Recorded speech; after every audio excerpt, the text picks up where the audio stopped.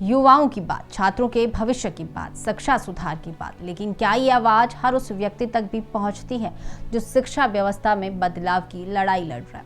यही सवाल इस समय देश की राजनीति के केंद्र में है।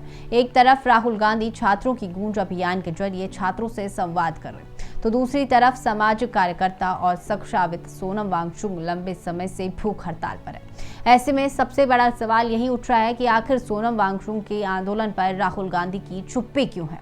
इन दिनों कांग्रेस नेता और लोकसभा में नेता प्रतिपक्ष राहुल गांधी देश भर में छात्रों की गूंज अभियान चला रहे हैं। इसी अभियान के माध्यम से वह छात्रों के बीच पहुंचकर भर्ती परीक्षाओं में पेपर लीक, बेरोजगारी, शिक्षा व्यवस्था और युवाओं के भविष्य जैसे मुद्दों पर सरकार को घेर रहे हैं। कांग्रेस का कहना है कि वह छात्रों की आवाज को देश भर में बुलंद कर रही है और शिक्षा व्यवस्था में व्यापक सुधार की मांग कर रही है। लेकिन इस दौरान एक और बड़ा आंदोलन देश की राजधानी में चल रहा है। शिक्षाविद और सामाजिक कार्यकर्ता सोनम वांगचुक शिक्षा सुधार, परीक्षा प्रणाली में जवाबदेही और युवाओं से जुड़े मुद्दों को लेकर लंबे समय से भूख हड़ताल पर बैठे हैं। उनके आंदोलन को देश भर से समर्थन मिल रहा है। कई सामाजिक संगठनों, शिक्षाविदों और सार्वजनिक जीवन से जुड़े लोगों ने उनके समर्थन में अपनी आवाज उठाई।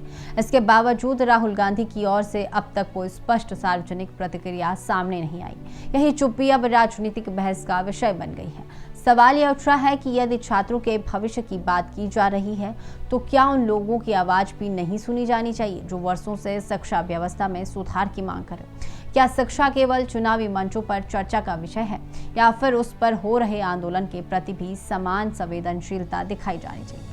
राहुल गांधी अक्सर कहते हैं कि वह युवाओं की आवाज उठाने और लोकतांत्रिक संवाद को मजबूत करने की राजनीति करें।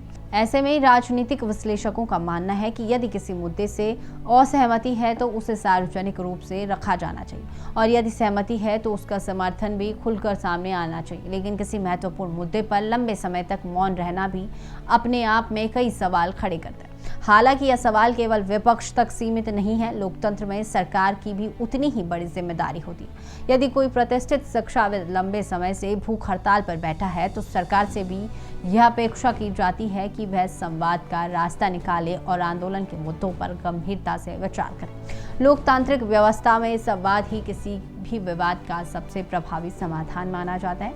आज का युवा पहले से कहीं अधिक जागरूक है। वह केवल भाषण नहीं सुनता, बल्कि नेताओं की प्राथमिकताओं और उनके व्यवहार को भी देखता है। वह यह समझना चाहता है कि शिक्षा और युवाओं की बात केवल राजनीतिक कार्यक्रमों तक सीमित है, या वास्तव में हर उस मुद्दे पर भी आवाज उठाई जाएगी जो छात्रों और शिक्षा व्यवस्था से जुड़ा है।